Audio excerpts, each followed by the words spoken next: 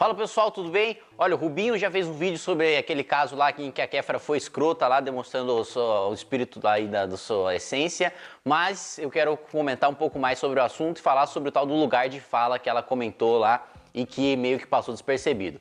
Mas antes eu peço que você se inscreva no nosso canal, compartilhe esse vídeo, clica no sininho para receber as notificações e vamos que vamos. Bom, vamos lá. Antes de tratar da questão aí teórica, vamos tratar da questão prática, né? A Kéfera foi uma escrota, né? Porque basicamente um cara, na maior humildade, estava relatando uma situação, terminou de relatar sua situação e aí ela falou que, não, o que você está fazendo é mansplaining porque você está explicando feminismo. Primeiro, você já tem um erro fundamental ali. Ele não estava explicando absolutamente nada, ele estava relatando uma situação. Eu desafio a Kéfera ou qualquer feminista a falar sobre qualquer conceito sociológico de feminismo sendo levantado pelo rapaz. Ele não falou absolutamente nada sobre feminismo. Ele só falou que uma feminista lhe proporcionou uma situação desagradável. Ele não estava explicando absolutamente nada sobre feminismo.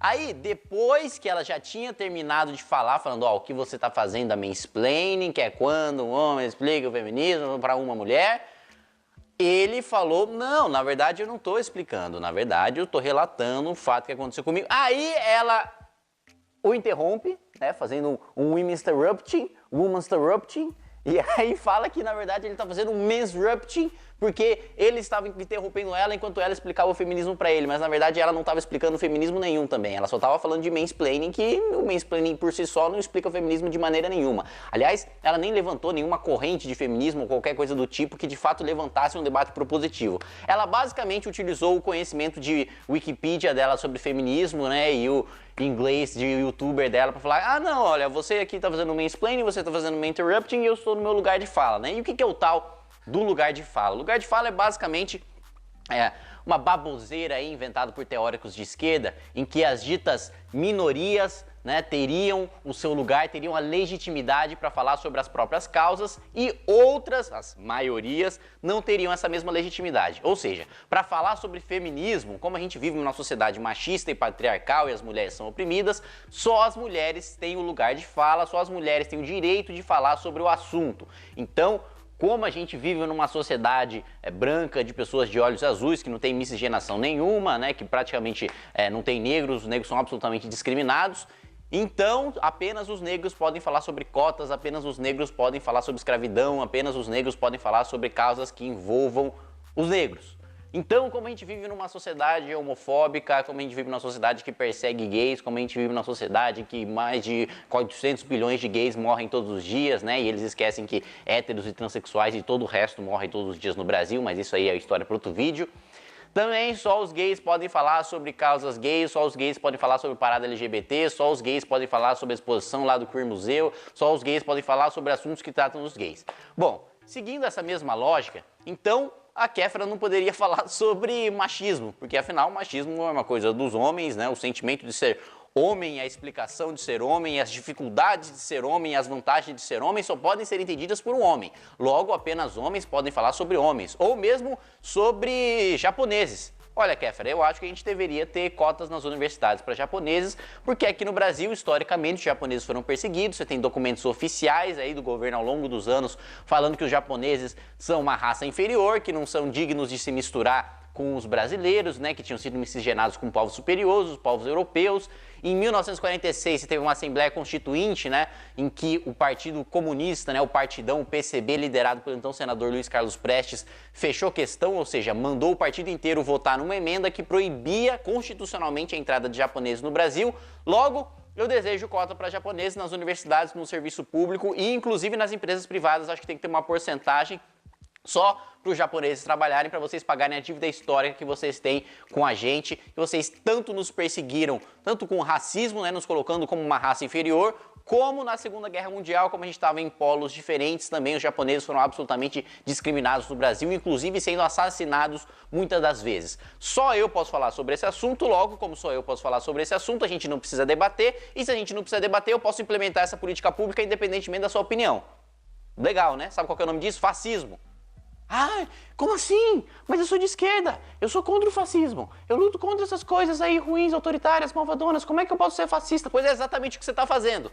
Se só mulheres podem falar sobre coisas de mulheres, só negros podem falar coisa de negros, só japoneses podem falar coisa de japoneses, só gays podem falar coisa de gays, você tem uma sociedade que você não tem diálogo. E uma sociedade que você não tem diálogo, em que as coisas são impostas, é uma sociedade totalitária, em que o Estado age em todas as esferas da sociedade, não só autoritária do ponto de vista político, não só você tem ali um ditador, mas ao mesmo tempo você tem um ditador que quer controlar os meios culturais, os meios sociais, os veículos de imprensa, todas as esferas da sociedade, justamente por ser em todas as esferas da sociedade, chama-se totalitarismo. Ou seja, o que você quer é impor o seu pensamento, se colocando como uma pessoa superior, simplesmente por causa do seu gênero, pelo que você está falando. Bom, eu sou do gênero feminino, então logo eu tenho superioridade moral para falar sobre mulheres. Então, é um negócio bizarro, é um negócio que não existe em nenhuma democracia saudável do mundo. Se você levar para o parlamento um negócio desses, então todas as comissões vão ter que ser separadas de acordo com a cor da pessoa, de acordo com o sexo da pessoa, de acordo com a orientação sexual da pessoa, e isso seria praticamente o pior que o apartheid, né? Você estaria uma divisão ainda pior, com cada um formulando as suas legislações para os seus setores, ninguém dialogando com ninguém e todo mundo tratorando a opinião pública e todo mundo tratorando a democracia e todo mundo ignorando a opinião de, por exemplo, pessoas que votam. Então, na sua opinião, mulheres querem ver o feminismo defendido, querem ver causas de mulheres defendidas, só podem votar em mulheres. Negros só podem votar em negros, anões só podem votar em anões, transexuais só podem votar em transexuais, japoneses só podem votar em japoneses.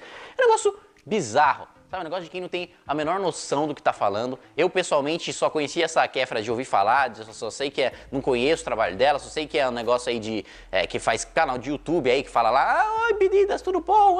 Hoje a gente vai entrar numa banheira de Nutella e fazer um unboxing de uma maquiagem aqui que veio da China. Só sei que é esse tipo de coisa aí que tem no canal dela. E agora ela quer se impor como uma autoridade moral para falar sobre um tema sociológico, para falar sobre um tema político e ainda ser mal educada e ainda ser extremamente mal educada, assim, para falar o mínimo, para falar a base, né? Foi extremamente mal educada, com um cara que estava simplesmente expondo sua opinião e querendo demonstrar superioridade ainda usando termos em inglês. Eu falo termos em inglês, eu aprendi no Wikipedia, eu vi lá os vídeos em inglês sobre feminismo e tava falando de mansplaining, e tava falando de mansrupting. Eu tô fazendo um mains vídeo aqui para você agora, então. Fazendo mains vídeo. Dá um mains like aí no vídeo aí, Kéfera. Ou um mains compartilhamento. Bom, pessoal, o vídeo foi mains interrompido porque a mains bateria acabou da mains lapela. Então vamos continuar agora do nosso mains raciocínio, né? Que eu perdi já o mains raciocínio. Relembrei o mains raciocínio. O mains raciocínio é o seguinte: ela tirou uma coisa completamente fora do contexto para relacionar com estupro. Né, que geralmente é uma coisa que as feministas fazem, né? De repente você está falando sobre dar bom dia a mulheres, daqui a 2 minutos estupro.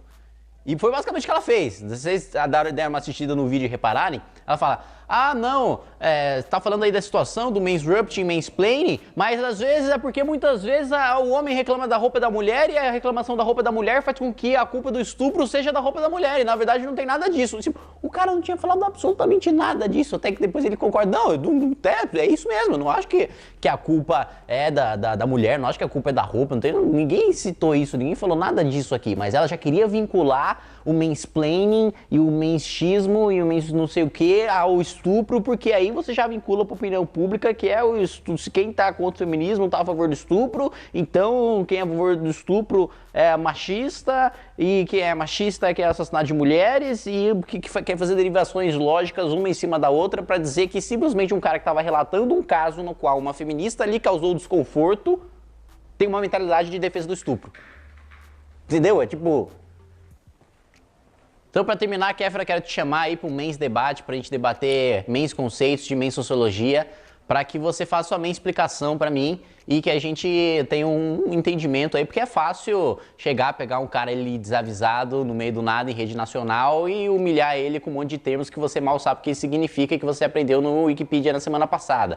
Agora, é a mesma coisa que você chegar, sei lá, numa faculdade de astronomia e começar a perguntar qual que é o déficit da Previdência, né? O cara tá desavisado, tá despreparado, aí é simples. Agora, com efetivamente alguém que estuda o assunto, aí é mais complicado. Se você efetivamente quer participar do debate público, quer participar do debate político, então você tem uma responsabilidade profundidade muito maior do que simplesmente ficar falando sobre maquiagem ou ficar fazendo piadinha, né? O debate público não envolve só likes, não envolve só inscritos, não envolve só compartilhamentos, não envolve só ficar fazendo piadinha e dando risadinha ali no programa da Globo. O debate público é sério, tem consequências reais na vida real das pessoas, tem consequências práticas na vida das pessoas, e se você quer levar esse debate a sério, você tem que estudar e saber efetivamente o que você está falando, senão você acaba sendo mente refutada.